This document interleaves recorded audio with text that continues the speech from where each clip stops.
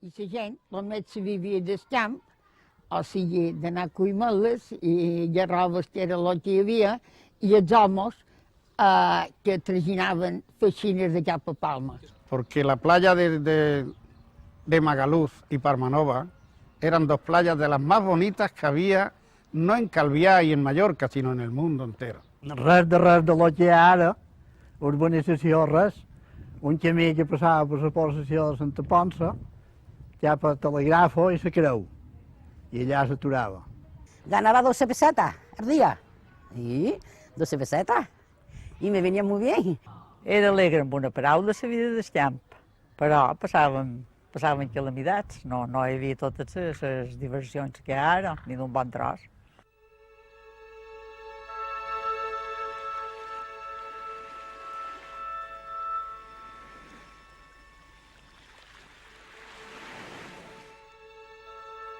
En èpoques remotes, el litoral de Calvià era la línia natural on es fonien la mar i la terra. El temps i l'acció de les forces naturals modelaven la costa pausadament. Així i tot, algunes vegades la fúria dels elements apareixia de sobte.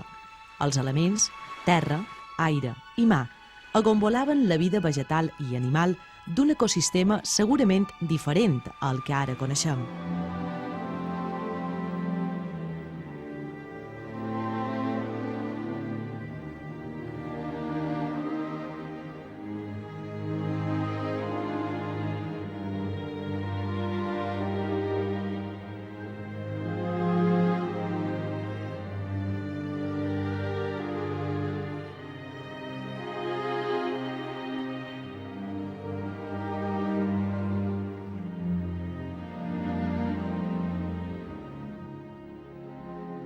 Des del primer poblament humà de Mallorca, ja fa més de 6.000 anys, la mar era l'única via de comunicació. Els habitants de les cultures pretalaiòtica i talaiòtica conegueren bé la costa. La mar era un camí. Per mar arribaven les invasions, però també les novetats, les cultures i el comerç. En temps de la conquesta romana, hi havia a la costa de Calvià vil·les amb activitats relacionades amb productes marins. Encara queden testimonis d'aquella època, com la vila romana de la Mesquida.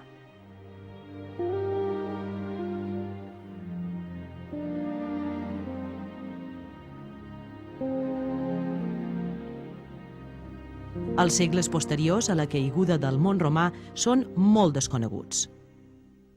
A l'època musulmana hi havia moltes alqueries que avui són possessions, com les de Val d'Urgent, Galatzó o Bendinat.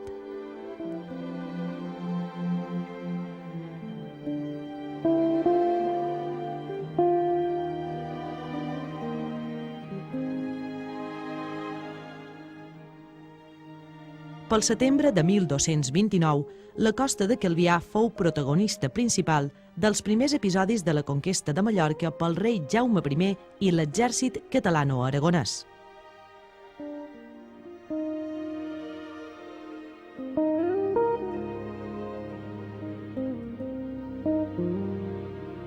Després del segle XV, la mar deixa de ser camí i es converteix en un lloc ple de perills. Un espai per on podria arribar, sense avís, el pirata o l'invasor.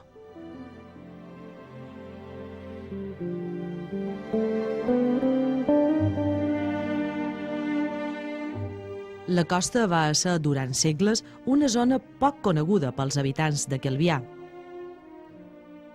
Calvià ha estat durant segles un municipi pobre, auster i molt poc poblat, dedicat quasi exclusivament a treballar una terra poc generosa. De com que primer se batia a cera, amb vistes i tot això, i llavors varen venir les màquines ja de segar i batre. Però se segaven màquines i se feien les llarbes. I després, els vetjaven i el duien a cera i tiraven la llarba manat a manat a la batedora, i allò agafava el rup i sortia la palla per darrere i el gra. Les terres eren propietat de nobles ciutadans, mentre que la majoria de la població vivia al límit de la subsistència. I aquell temps, a Juvià, les possessions pagaven 3 reals per cuir garroves i l'hostalet, quan hi havien d'anar a peu, guanyaven 1 pesseta.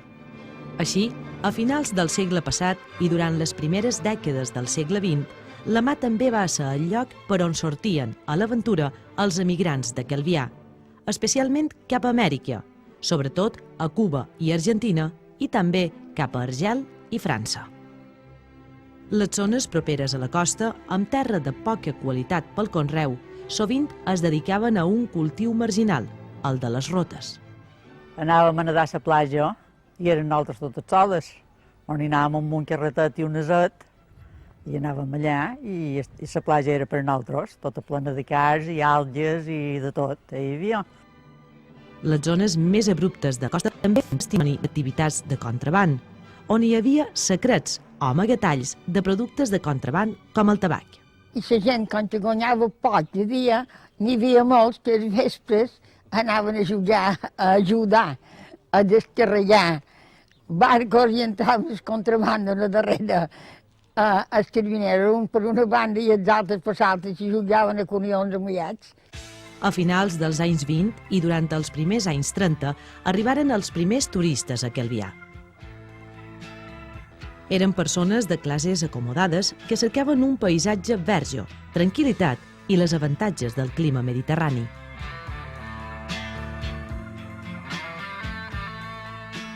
Els primers turistes que van arribar a Calvià s'allotjaven a uns establiments petits, construïts amb els materials tradicionals de l'arquitectura mediterrània i que estaven plenament integrats en el paisatge.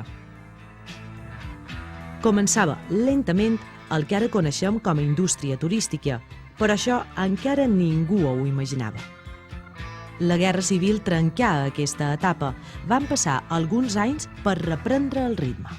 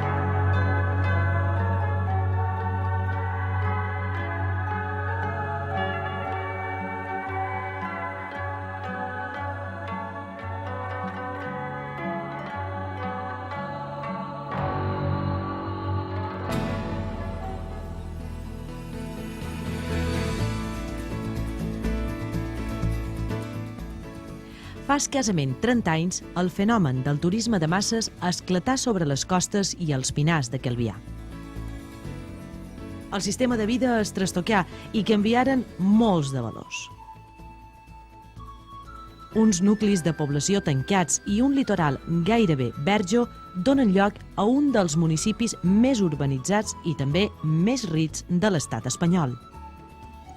Es comença a construir sense ordre ni concert. S'aprofiten les velles urbanitzacions residencials dels anys 30 per construir monstres de molt de pisos. Es construeix a llocs inimaginables. Hi havia feina. Es necessitava mà d'obra, picapedrers, electricistes, llanterners, conductors de camions i d'excavadores, arena, ciment, grava. S'obriren canteres, s'estregueren camions i camions d'arena de les dunes de les platges. Hi havia feina. Els calvianers i les calvianeres començaren a deixar de banda els conreus per anar a fer feina a la costa. Però ni tots els calvianers ni tots els mallorquins podien construir tant en tan poc temps. Va venir molta gent de fora de Mallorca a treballar. Era el fenomen de la immigració. Hi havia feina. Empezaron a hacer hoteles, a fabricar cemento, empezó a venir gente de fuera, yo soy uno de ellos, empezamos a trabajar en los hoteles en todo, porque hacía falta una mano de obra tremenda, tanto de albañiles como carpinteros, fontaneros, electricistas, de todo. Aquello era una cosa tremenda, claro. Al construir mucho, pues también hubo mucha mano de obra. Una vegada acabats de construir els hotels, feia falta gent per fer-los funcionar. Cambrers i cambreres, recepcionistes, netejadors i netejadores, cuiners i cuineres. Hi havia feina. Y yo luego ya empecé a trabajar en unos apartamentos, que empezaba a las 9 de la mañana y acababa, había días que acababa a las 8 de la tarde. Porque si ganaba 6.000 pesetas al mes, echaba 4 o 5 horas de más y me pagaban a lo mejor 1.000 pesetas al día para poder decir, vamos a comer mi hijo y todo. La població creixia ràpidament. Cada any venien més turistes. Es continuava construint. Hi havia feina.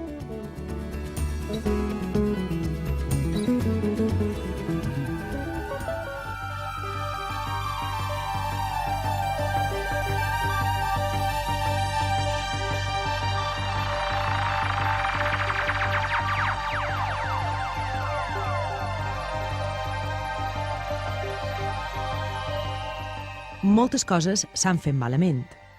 Això mateix ha fet possible que en els darrers anys s'hagin aprovat lleis que protegeixen les zones de costa que encara són verges. Ara es pot construir poc i més petit que abans. També s'afavoreixen els serveis turístics de qualitat, com és el golf. Malgrat els esforços de les administracions per posar ordre, s'havia arribat a un punt en què viure o passar les vacances a la costa de Calvià no era tan agradable com tots desitjàvem. Hi havia construccions damunt l'arena. Molt de cotxes de vora les platges. Vora vies que no ens permetien passejar. Algunes platges sense arena. Començava un perill.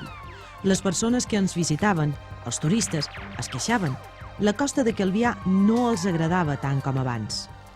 Potser una altra vegada anirien a altres llocs.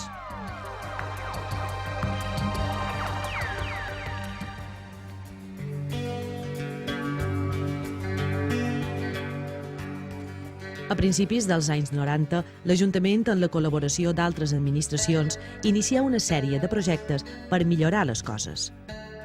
Es tractava de recuperar, per a ús de les persones, les zones de costa mal urbanitzades.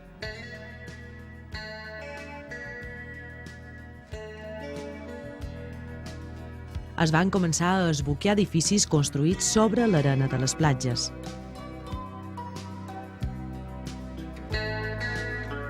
Es van millorar paratges i voravies.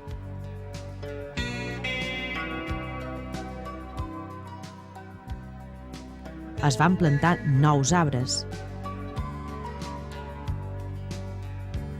S'esbuqueren hotels per fer-ne places públiques.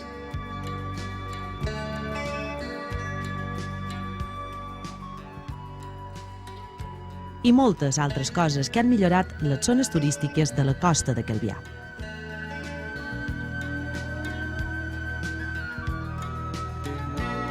Però, a diferència dels turistes que arribaren a principis dels anys 60, la majoria dels que ara trien Calvià per fer les seves vacances no només volen anar a la platja i nedar a aigües netes.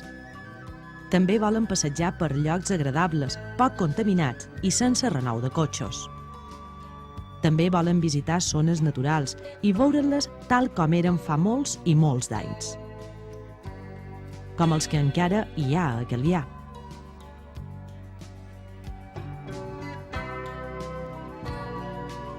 Quan visiteu la costa amb els vostres mestres en la barca, fixeu-vos-hi bé. Són llocs de gran valor. Són ecosistemes on viven uns sers molt especials.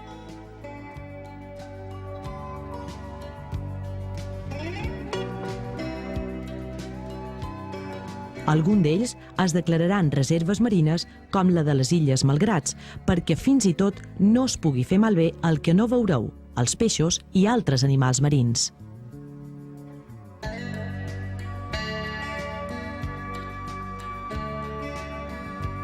Com heu vist, les administracions han començat a fer coses per millorar la costa. Però, com tots molt bé sabeu, hi ha també moltes coses que podem fer cada un de nosaltres. Podem ajudar a sembrar arbres a na Burguesa, que, com recordareu, es va cremar als estius del 93 i del 95. Podem evitar embrutar els camins i boscos o també ajudar a netejar-los. Podem estalviar matèries primeres o recursos naturals reciclant el paper, el vidre, els olis. D'aquí a un temps, des de l'Ajuntament, vos demanarem la vostra opinió sobre el que heu vist, perquè també hem de saber el que penseu. Vosaltres sereu els que viureu i treballareu a Calvià d'aquí a pocs anys. Ho hem de saber perquè volen tenir en compte el que va dir fa molt d'anys un indi americà. La terra no és una herència que han rebut dels nostres pares, sinó un préstec que ens han fet els nostres fills. I per això necessitem saber el que penseu, perquè Calvià és bo.